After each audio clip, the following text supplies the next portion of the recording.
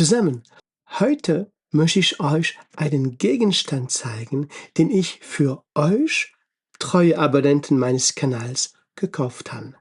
Es ist weder ein Schwert noch eine alte Urkunde.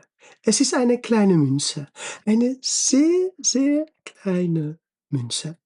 Sie misst gerade eben 12 Millimeter Durchmesser. Schauen Sie sich das bitte mal an. Ja, so wirklich sehr, sehr, sehr, sehr, sehr klein. Sie wiegt nur ein halbes Gramm und trotzdem erzählt diese eine kleine Münze eine der größten Geschichten unserer Region.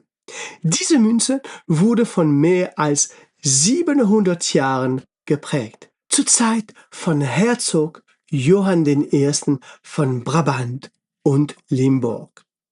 Johann dem Sieger.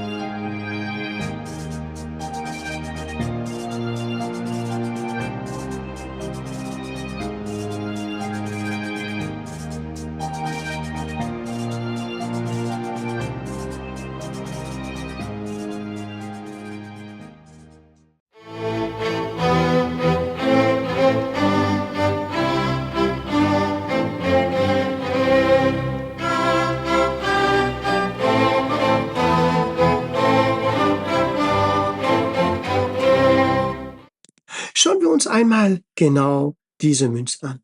Es handelt sich um einen Silberdinar. Man nennt ihn auch einen kleinen Dinar. Laut dem Verkäufer auf eBay wurde diese eine Münze in Maastricht geprägt. Diese Münze, wie ihr seht, ist sehr dünn. Ja, schauen wir uns das mal an. So, mit dem Karton kommen wir bei 1,2 Millimeter. Die ist so dünn, dass sie sogar hier einen kleinen Riss hat. Und trotz ihres hohen Alters ist sie aber noch erstaunlich gut erhalten.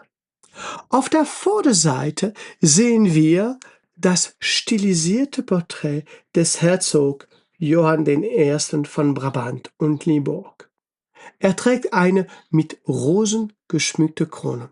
Rund um das Bild verläuft eine lateinische Inschrift, ich zitiere, I bzw. J, Dox Limburgiae.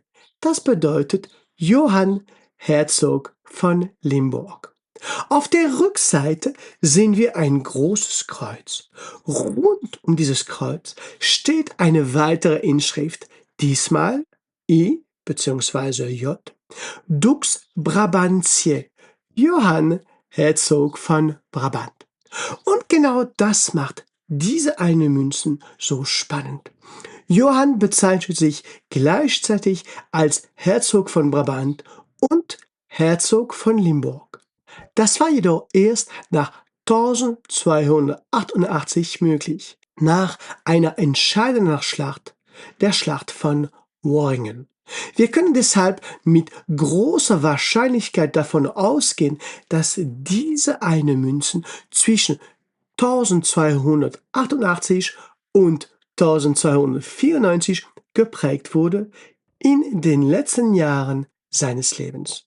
Doch es gibt noch etwas anderes Interessantes. Das Porträt des Herzogs befindet sich auf der Seite, auf der er als Herzog von Limburg bezeichnet wird. Nicht als Herzog von Brabant, sondern als Herzog von Limburg. Fast so, als hätte Johann eine Botschaft senden wollen. Als wollte er sagen, seht her, was ich erobert habe. Denn für ihn war Limburg keine Erbe. Es war ein Sieg.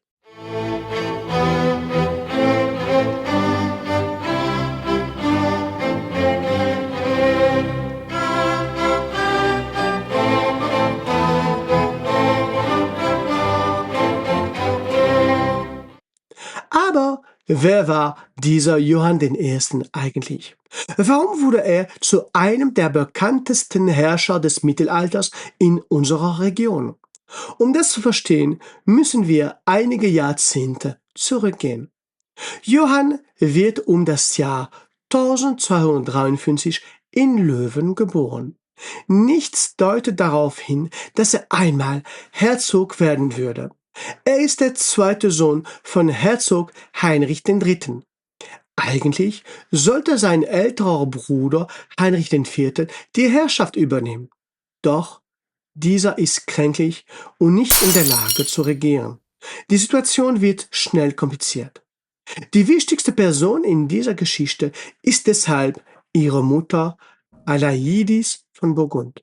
Eine außergewöhnliche Frau, eine energische Frau, eine Frau, die früh erkennt, dass die Zukunft des Herzogtums auf Johann ruht. Mehrere Jahre lang ist Brabant gespalten. Einige Adlige unterstützen den älteren Bruder, anderen stellen sich auf Johanns Seite. Die Spannungen werden teilweise sehr heftig. Das Land steht zeitweise nah an einem Bürgerkrieg. Schließlich verzichtet Heinrich IV. Im Jahr 1267 auf seine Rechte. Im folgenden Jahr wird Johann offiziell Herzog von Brabant. Er ist damals noch nicht einmal 15 Jahre alt. Doch schon bald zeigt er, dass er alle Eigenschaften eines großen Herrschers besitzt. Seine Mutter behält jedoch weiterhin einen großen Einfluss. Sie organisiert seine Herrschaft. Sie organisiert seine erste Heirat mit Margarete von Frankreich, der Tochter des Königs Ludwig IX., den man später als den Heiligen verehren wird. Mit anderen Worten, mit einer der angesehensten Prinzessinnen Westeuropas. Die Ehe ist ein diplomatischer Erfolg. Doch dann geschieht eine Tragödie. Margarete stirbt bei der Geburt ihres Kindes und das Neugeborene überlebt nicht. Johann heiratet später erneut, diesmal Margarete von Flandern. Wieder handelt es sich um eine politische Entscheidung. Durch diese Verbindung verbessert er die Beziehungen zur mächtigen Grafschaft Flandern. Nach und nach baut Johann ein beeindruckendes Netzwerk von Bündnissen auf. Mit Frankreich, mit Flandern, mit England und mit den deutschen Fürstentümern. Überall knüpft er neue Verbindungen. Überall stärkt er den Einfluss seiner Familie. Seine Schwester Maria wird sogar Königin von Frankreich. Und ihre Geschichte wäre eine eigene Folge wert. Sie wird zu Unrecht beschuldigt, den Thronerben vergiftet zu haben. Nur knapp entgeht sie einer Katastrophe. Johann greift persönlich ein, um ihre Ehre zu verteidigen. Und ihre Feinde enden schließlich am Galgen.